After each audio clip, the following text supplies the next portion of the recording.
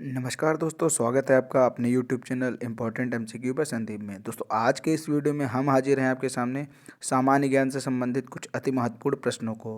दोस्तों, आज के इस वीडियो में सभी प्रश्न सामान्य ज्ञान से लिए गए हैं और ऐसे प्रश्न हैं जो बहुत ही ज़्यादा इंपॉर्टेंट हैं और अधिकतर परीक्षाओं में पूछे जाते हैं। दोस्तों, आने वाली सभी आगामी परीक्षाओं के लिए ये सारे प्रश्न बहुत ही ज़्यादा इंपॉर्टेंट है, इसलिए वीडियो को पूरा ध्यान से देखें और हो सके तो आप इसके नोट्स भी बना लें। तो दोस्तों, सबसे पहले बता दूं, जो लोग चैनल को नए हैं उन लोगों से निवेदन है वो लोग चैनल को सब्सक्राइब करके घंटे के निशान जरूर दबा दें, ताकि आने वाले सभी वीडियोज़ का नोटिफिकेशन आपके पास सबसे पहले मिल जाए। तो चलिए दोस्तों, शुरू करते हैं आज का वीडियो। पहला प्रश्न है, लोकसभा के प्रथम अध्यक्ष कौन थे? तो वो थे आपके जीवी मावलंकर। 1952 से 1956 तक इनका कार्यकाल था, जीवी मावलंकर। आगे देखिए, अगला प्रश्न है, स्वतंत्र भारत के पहले शिक्षा मंत्री कौन थे? तो वो थे मौलाना अबुल कलाम आज़ाद। दोस्तों, स्वतंत्र भारत का जो पहला मंत्रिमंडल था उसमें कौन कौन थे? जवाहरलाल नेहरू थे प्रधानमंत्री और सरदार वल्लभ भाई पटेल थे गृह मंत्री, और ऐसे ही ढेर सारे और भी मंत्री थे। डॉक्टर भीमराव अंबेडकर को कानून मंत्री बनाया गया था। ठीक है, ये स्वतंत्र भारत की पहला मंत्रिमंडल के मंत्री हैं। आगे देखिए, भारत की प्रथम महिला मुख्यमंत्री कौन बनी? उत्तर है सुचेता कृपलानी, 1963 से 1967। ये कौन से राज्य की मुख्यमंत्री बनी थी? अपने उत्तर प्रदेश के राज्य की मुख्यमंत्री बनी थी सुचेता कृपलानी, जो भारत की प्रथम महिला मुख्यमंत्री। ओके दोस्तों, चलिए आगे बढ़ते हैं। देश में सबसे बड़े पशुओं का मेला कहाँ लगता है? ये आपके सोनपुर बिहार में लगता है। दोस्तों, इस मेला को हरिहर क्षेत्र मेला भी कहते हैं और वहाँ के स्थानीय लोग इसे छत्तर मेला भी कहते हैं। दोस्तों, ये गंडक नदी के तट पर लगता है ये मेला। ये एशिया का सबसे बड़ा मेला है। और दोस्तों, इसकी क्या खास बात है? इसमें खेल व प्रतियोगिताओं का भी आयोजन होता है। ये जो सोनपुर का मेला है ये कार्तिक पूर्णिमा में लगता है, नवंबर दिसंबर के बीच में। ठीक है, नवंबर दिसंबर के बीच में लगता है ये सोनपुर का पशुओं का मेला। आगे देश का सबसे बड़ा लंबा बांध कौन सा है? हीरा कुंड बांध है। ये महानदी पर बना हुआ है दोस्तों। ठीक है, हीरा कुंड बांध महानदी पर बना हुआ है। इसकी जो लंबाई है वो लगभग 26 किलोमीटर है। ठीक है, 1957 में इसको बनाया गया था, 1957 में। ओके दोस्तों, चलिए आगे बढ़ते हैं। भारत का सर्वोच्च शौर्य सम्मान कौन सा है? ये परमवीर चक्र है। दोस्तों, ये परमवीर चक्र क्यों दिया जाता है? रणभूमि में दुश्मनों के सामने उच्च कोटि की शूरवीरता और त्याग के प्रदर्शन के लिए दिया जाता है इसको। इसकी जो स्थापना हुई थी वो 26 जनवरी 1950 में हुई थी। ठीक है, 1950 से इसे देना शुरू किया गया था।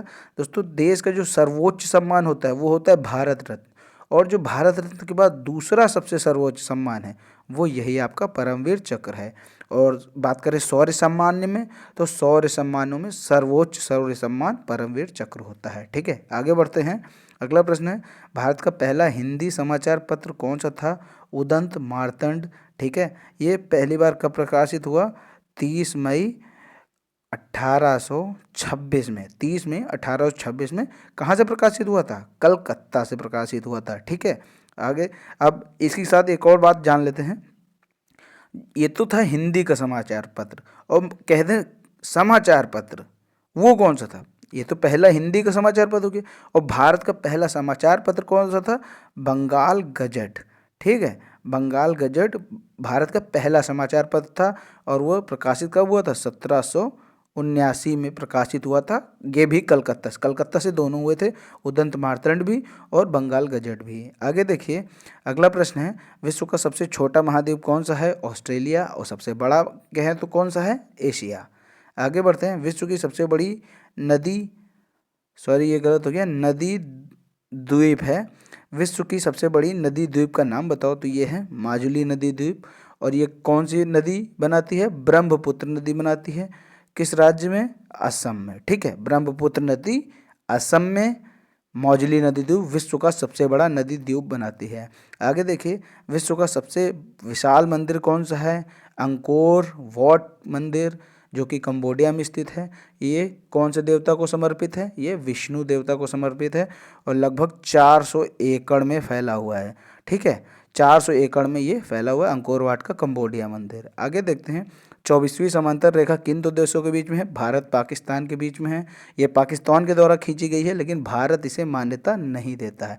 ठीक है, बात करें भारत पाकिस्तान के बीच में जो मान्यता वाली रेखा खींची गई वो थी red Cliff. Red Cliff Bharat और पाकिस्तान के बीच में खींची गई। और बात करें अगर मैकमोहन रेखा की, मैकमोहन रेखा किन दो देशों के बीच में खींची गई थी? भारत और चीन के बीच में। बात करें डूरंड रेखा की, तो डूरंड रेखा पाकिस्तान और अफगानिस्तान के बीच में खींची गई थी। मैंने देखिए एक के साथ 3 और बता दी, ध्यान रखिएगा। आगे देखिए चीन की मुद्रा क्या है? चीन की मुद्रा है युआन। ठीक है, और बात करें चीन की राजधानी क्या है? तो वो है बीजिंग। और सर्वाधिक बोले जाने वाली भाषा कौन सी है चीन में? मंदारिन। ठीक है, आगे देखिए कनाडा की मुद्रा क्या है? डॉलर। कनाडा की मुद्रा डॉलर। और इसकी जो राजधानी है वो मैं लिख के बता दे रहा हूँ, ओटावा। ठीक है, ओटावा इसकी राजधानी है। और इसकी जो मुख्य भाषा है वो है अंग्रेजी और फ्रेंच। ठीक है, याद रखिएगा। आगे बढ़ते हैं। सार्क की स्थापना कब हुई थी? 8 दिसंबर 1985 को ढाका बांग्लादेश में इसकी स्थापना हुई थी। 8 दिसंबर 1985 को ढाका बांग्लादेश की जो राजधानी वहाँ हुई थी। इसका जो वर्तमान मुख्यालय है वो है काठमांडू नेपाल में। दोस्तों इसके कुल 8 सदस्य हैं। ठीक है, और इसकी जो अभी हाल ही में बैठक हुई थी सितंबर 2018 में, कहाँ पे हुई थी? न्यूयॉर्क में हुई थी। दोस्तों इसके जो सदस्य हैं उसके याद करने की ट्रिक मैंने बनाई है, वो मैंने नीचे डिस्क्रिप्शन में उसका लिंक दे दिया है। आप उस पर क्लिक करके वो आर्टिकल देख सकते हैं। उसकी जो मैंने इसकी ट्रिक बनाई है सदस्यों की संख्या याद रखने के लिए। ठीक है, चलिए आगे बढ़ते हैं, अगला प्रश्न देखते हैं। अगला प्रश्न है अंतर्राष्ट्रीय न्यायालय का मुख्यालय कहाँ स्थित है? तो ये द हेग, जो कि नीदरलैंड में है, यहाँ पर अंतर्राष्ट्रीय न्यायालय का मुख्यालय स्थित है। दोस्तों ये अंतर्राष्ट्रीय जो न्यायालय है ये संयुक्त राष्ट्र संघ का ही एक अंग है। और संयुक्त राष्ट्र संघ के कुल कितने अंग हैं? 6 अंग हैं, याद रखिएगा। और संयुक्त राष्ट्र संघ की स्थापना कब हुई थी? 24 अक्टूबर 1945 में। इसीलिए 24 अक्टूबर को संयुक्त राष्ट्र दिवस मनाया जाता है। दोस्तों पूरी बातें ध्यान से सुना करिए ताकि एक एक चीज़ आपके माइंड में सेट हो जाए। दोस्तों चलिए आगे बढ़ते हैं। अगला प्रश्न क्या है? तारापुर परमाणु विद्युत गृह कहाँ स्थित है? तो ये आपका महाराष्ट्र में स्थित है। दोस्तों ये 1969 में स्थापित किया गया था अमेरिका के सहयोग से। ठीक है, किसके सहयोग से? दोस्तों ये दोनों चीज़ें इंपॉर्टेंट है। ये किसके सहयोग से स्थापित हुआ? अमेरिका के सहयोग से। और कब स्थापित हुआ? 1969 में। आगे देखिए उत्तरी थल सेना का मुख्यालय कहाँ है? उत्तरी थल सेना का मुख्यालय है आपका ऊधमपुर में। और ये ऊधमपुर कहाँ पे है? जम्मू कश्मीर में है। ठीक है, अब बात करें दोस्तों, ये तो हो गया उत्तरी, ठीक है, नॉर्थ, ये हो गया पूर्वी, और ये हो गया पश्चिमी, और ये हो गया दक्षिणी। देखो जो उत्तरी है वो तो आपका ऊधमपुर जम्मू कश्मीर में है, और जो पूर्वी है वो कोलकाता में है। ठीक है, कोलकाता पश्चिम बंगाल में। और जो आपका पश्चिमी है वो है आपका पंचकुला, पंचकुला हरियाणा। ठीक है, पंचकुला हरियाणा में क्या है? ये आपका पश्चिमी थल सेना का मुख्यालय है। और बात करें दक्षिणी मुख्यालय की, वो है आपका पुणे महाराष्ट्र में। पुणे में है दक्षिणी। ठीक है, समझ गए आप। जो आपका उत्तरी है ऊधमपुर जम्मू कश्मीर में। और बात करें अगर पूर्वी की, तो पूर्वी है कलकत्ता पश्चिम बंगाल में। बात करें दक्षिणी की, तो दक्षिणी का है पुणे महाराष्ट्र में। बात करें अगर पश्चिमी की, तो पश्चिमी का है पंचकुला हरियाणा में। ठीक है, चलिए आगे बढ़ते हैं। काशी हिंदू विश्वविद्यालय की स्थापना कब हुई? 1916 में हुई थी। दोस्तों ये केंद्रीय विश्वविद्यालय है, एशिया का सबसे बड़ा आवासीय विश्वविद्यालय है। कम से कम 30,000 स्टूडेंट्स यहाँ पर रह कर पढ़ते हैं। ठीक है दोस्तों, इसकी जो स्थापना हुई थी, जो इसकी स्थापना की थी पंडित मदन मोहन मालवीय ने स्थापना की थी। इसकी स्थापना तो 1916 में हुई।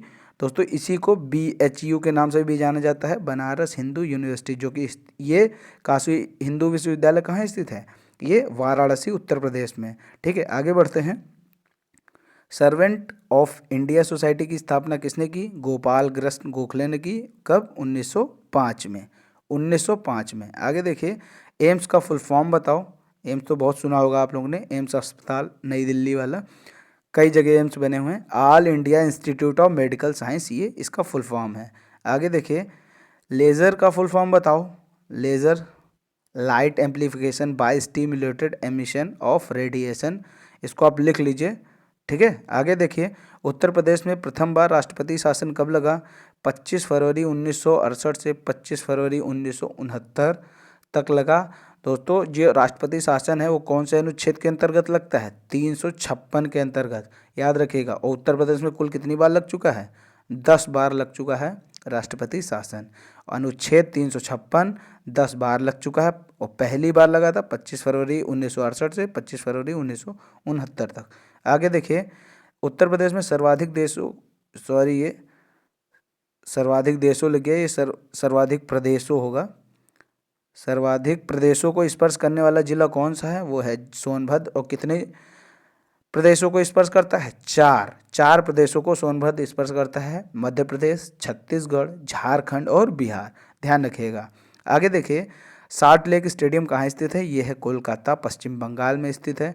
दोस्तों ये जनवरी 1984 को बनाया गया था, और इसकी विशेषता क्या है? यहाँ पर 85,000 लोगों के बैठने की क्षमता है। दोस्तों शुरुआत में जब ये बनाया गया था तो 1,20,000 लोगों के बैठने की क्षमता थी, तब ये दुनिया का दूसरा सबसे बड़ा स्टेडियम था। लेकिन दोस्तों क्या हुआ, जब इसका रेनोवेशन हुआ 2004 में या 2006 में, तो दोस्तों इसकी जो दर्शक की संख्या है, वो सीटों की संख्या घटा दी गई, 1,20,000 से 85,000 कर दी गई। ठीक है दोस्तों, आगे बढ़ते हैं। सबसे ऊंचा जलप्रपात किस नदी पर बना है? शरावती नदी पर बना है। वो कौन सा है? जोग या गरसोप्पा, अगर दोनों में से कोई भी मिल जाए तो दोस्तों जोग या गरसोप्पा। ठीक है, ये कहाँ बना? कर्नाटक नदी में, कर्नाटक राज्य में है। दोस्तों ये जो जलप्रपात है ये 4 छोटे छोटे झरनों से मिलकर बना हुआ है। 4 छोटे छोटे, उनके नाम क्या है? राजा, रॉकेट, रोरर और दामब्लाची। ये 4 छोटे छोटे झरनों से मिलकर बना हुआ है जोग या गरसोप्पा जलप्रपात। आगे देखिए, सुएज नहर किन सागरों को जोड़ती है? भूमध्य सागर और लाल सागर। ठीक है, सुएज नहर का निर्माण कब हुआ था? 1859 में शुरू हुआ था। लेकिन ये शुरू कब किया गया था? मतलब ये जो यातायात के लिए ये कब शुरू किया गया था? 1869, मतलब 10 साल बाद, 10 साल इसको कंप्लीट बनने में लग गए। दोस्तों अगर बात करें ये कितनी लंबी है, तो लगभग 165 किलोमीटर लंबी है ये। ठीक है, चलिए आगे देखते हैं। मैला आंचल के रचयिता कौन है? फणीश्वरनाथ रेणु। मैला आंचल, याद रखिएगा, most important. The test of my life पुस्तक के लेखक कौन हैं? दोस्तों भारतीय क्रिकेटर युवराज सिंह इसके लेखक हैं। अगला देखिए, प्रवासी भारतीय दिवस कब मनाया जाता है? ये 9 जनवरी को मनाया जाता है। दोस्तों प्रवासी भारतीय दिवस मनाने की शुरुआत कब से की गई? 2003 में। और दोस्तों जो 2019 में आने वाला है वो 15वां प्रवासी भारतीय दिवस होगा, जिसका आयोजन 9 जनवरी के स्थान पर 21 से 23 जनवरी 2019 को वाराणसी में इसका आयोजन किया जाएगा। देखिए हर साल तो 9 जनवरी को मनाया जाता है, लेकिन इस बार 21 से 23 जनवरी 2019 को वाराणसी में मनाया जाएगा। दोस्तों इसकी जो इतिहास क्या है, इसका 9 जनवरी को ही क्यों मनाया जाता है? क्योंकि 9 जनवरी 1915 को गांधी जी साउथ अफ्रीका से अपने देश लौटे थे, तो उसी दिन को प्रवासी भारतीय दिवस के रूप में मनाया जाता है। अगला देखिए, विश्व पर्यटन दिवस कब मनाया जाता है? 17 सितंबर को विश्व पर्यटन दिवस मनाया जाता है। दोस्तों याद रखिएगा। तो दोस्तों ये थे आज के 30 वेरी मोस्ट इंपॉर्टेंट क्वेश्चंस। तो दोस्तों आज का जो विशेष प्रश्न है उसको देख लेते हैं। संयुक्त राष्ट्र संघ दिवस कब मनाया जाता है? दोस्तों इसको मैंने वीडियो में बताया है, अगर आपने वीडियो ध्यान से देखा तो इसका उत्तर आप कमेंट बॉक्स में ज़रूर दीजिएगा। ठीक है दोस्तों, 2 मिनट लगता है, 1 मिनट भी नहीं लगता है इसका उत्तर देने में। प्लीज़ आप लोग उत्तर जरूर दिया करिए।